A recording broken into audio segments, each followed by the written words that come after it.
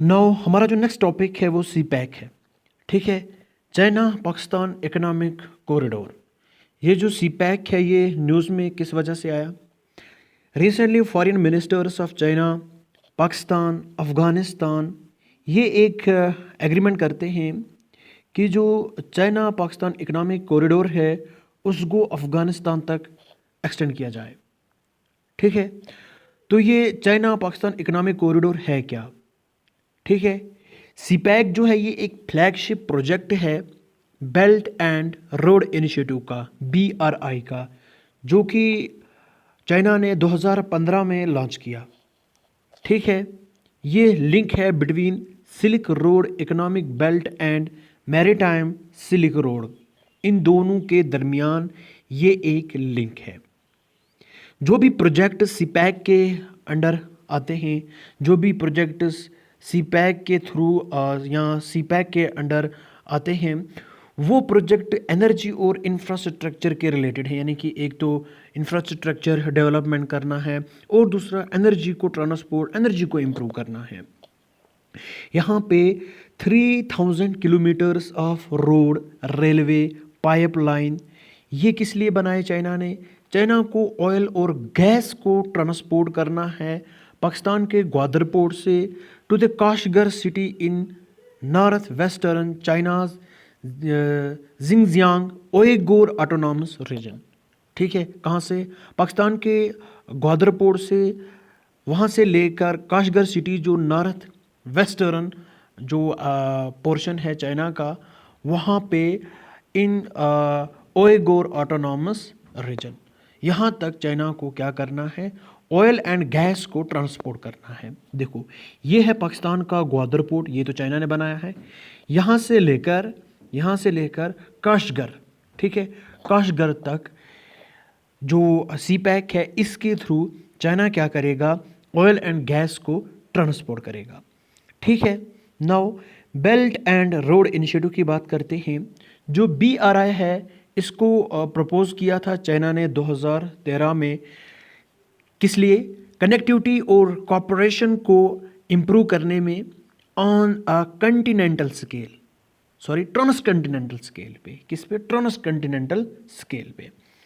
ठीक है। BRI को हम one belt one road initiative भी बोलते हैं।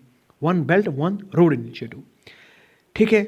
इसमें सिल्क रोड इकोनॉमिक बेल्ट जो कि ओवरलैंड बेल्ट है, ये चाइना को लिंक करता है सेंट्रल एंड साउथ एशिया के साथ ऑनवर्ड्स टू यूरोप। ठीक है। न्यू मैरीटाइम सिल्क रोड, ठीक है, ये मैरीटाइम रोड है, ये चाइना को लिंक करता है South East Asia, Gulf countries, East and North Africa and on to Europe. ठीक है। मैं आपको BRI का मैप नहीं दिखा सकता क्योंकि एज यू नो मैंने रिसेंटली इनिशिएटिव स्टार्ट किया है।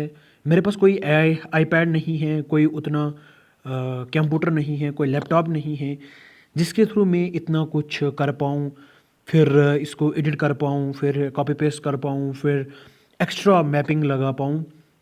सो इसलिए प्लीज़ सपोर्ट तो बनता है as a civil servant, as a civil servant या फिर as a civil service aspirant होने के नाते आप एक काम कर सकते हो। आप मुझे हेल्प करने के लिए मेरी चैनल को सपोर्ट कर सकते हो। ठीक है। तो बात करते हैं कि इंडिया के कुछ कंसर्न्स हैं regarding the inclusion of Afghanistan in CPEC, कि अगर चाइना सीपैक में अफ़गानिस्तान को इंक्लूड करता है तो क्या क्या कंसर्न्स हो सकते हैं इंडिया के लिए। ओबियसली करना क्या है तो कर ही लिया है। ठीक है। इसने अनाउंसमेंट कर ही लिया, रिसेंटली मीटिंग हुई है। ठीक है, आपको पता होगा, आपने न्यूज़ में सुना होगा। ठीक है। सबसे पहले जियो स्ट्रेटजिक। ठीक है। अगर सीपैक को अफ़गानिस्तान तक एक्सपेंड किया जाता है, इस वजह से क्या होगा? यहाँ पे strong competing alternative backed by China and Pakistan, यानी कि एक स्ट्रॉन्ग इन्फ्लुएंस बन जाएगा, अल्टरनेटिव इन्फ्लुएंस बन जाएगा इंडिया का। कौन? चाइना और पाकिस्तान। ठीक है। इस वजह से जो स्ट्रेटजिक यूटिलिटी है इंडिया के जो इनिशिएटिव्स हैं, इंडिया के जो भी इनिशिएटिव हैं उनकी जो स्ट्रेटजिक यूटिलिटी है, ठीक है, जो भी पोटेंशियल है यूटिलाइजेशन का, जैसे कि हमारा जाबर पोर्ट है, ठीक है, INSTC international north south transport corridor है, इसका जो एक्सेस है वो कम हो जाएगा, ठीक है।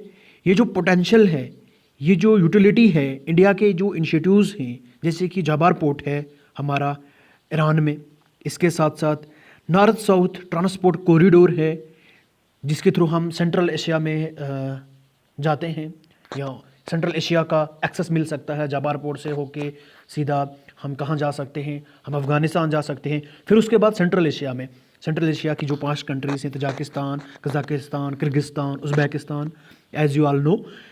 लेकिन यहाँ पे फिर दोबारा मेरी ही समस्या आ जाती है कि मेरे पास कुछ उतनी टूल्स नहीं है कि मैं आपको ये मैप दिखा पाऊँ, तो इसलिए अगर आप हेल्प करोगे तो कुछ हो सकता है, ठीक है।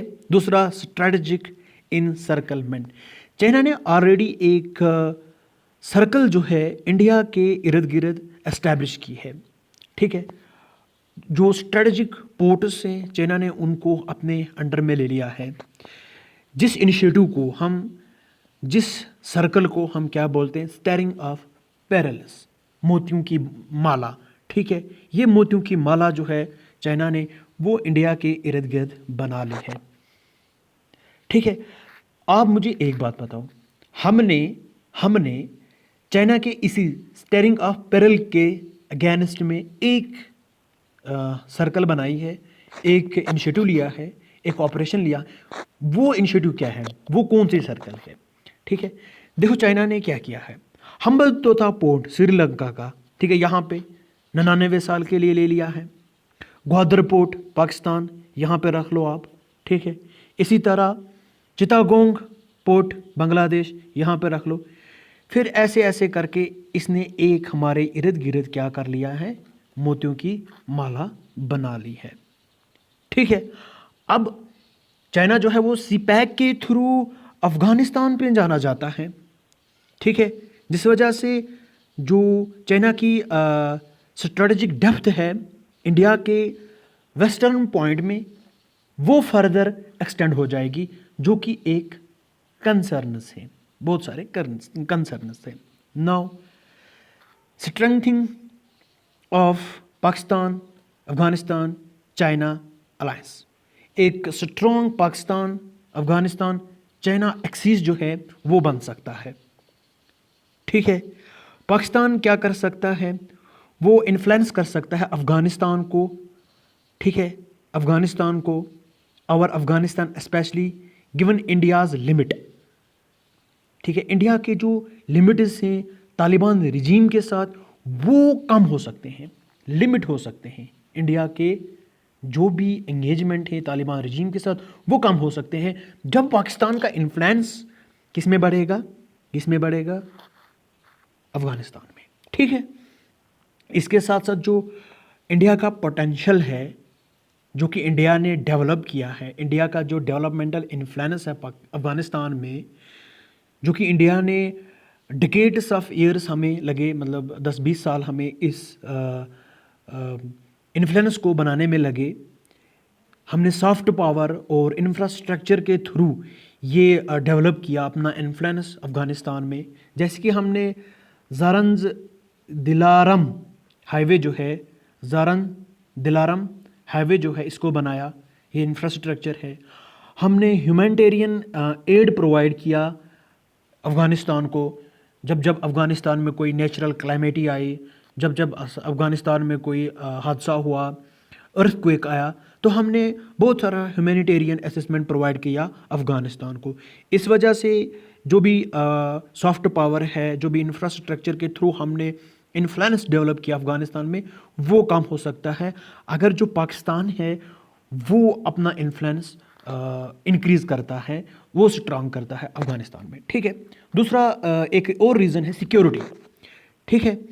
तो अगर तालिबान रिजीम को चाइनीज़ और पाकिस्तानी फंड्स मिलती हैं, तो इस वजह से अफ़गानिस्तान जो है, इसमें जो तालिबान रिजीम है, ये एक strong anti Indian terrorism launch pad को इंक्रीज़ कर सकता है।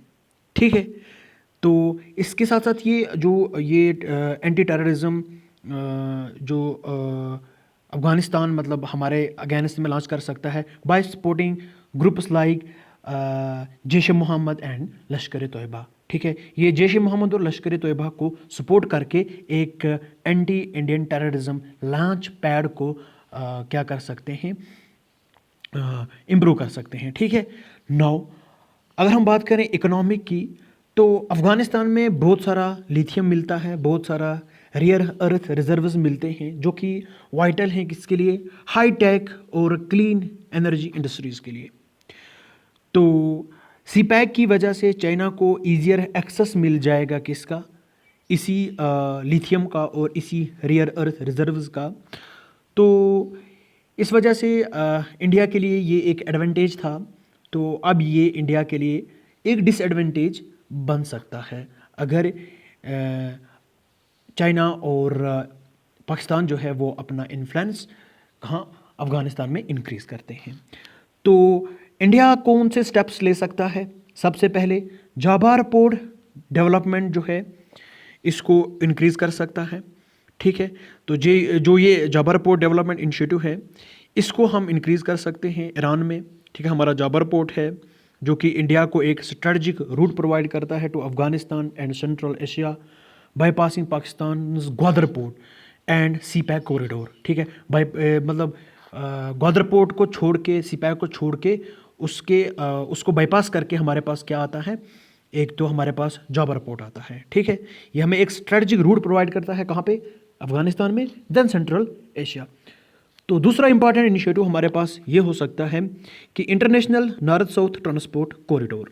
ठीक है, इसको हमने एस्टैब्लिश किया 2000 में by India, Russia and Iran. ये मल्टी मोडल ट्रांसपोर्टेशन रूट है जो कि इंडियन ओशियन को Persian Gulf to Caspian Sea via Iran onwards to North Europe via Pittsburgh in Russia. ठीक है, तो यहाँ तक ये कनेक्ट कर सकता है। ठीक है, कहाँ तक, रशिया तक, कैस्पियन सी, पर्शियन गल्फ के थ्रू। ठीक है, इंडियन ओशन से लेकर।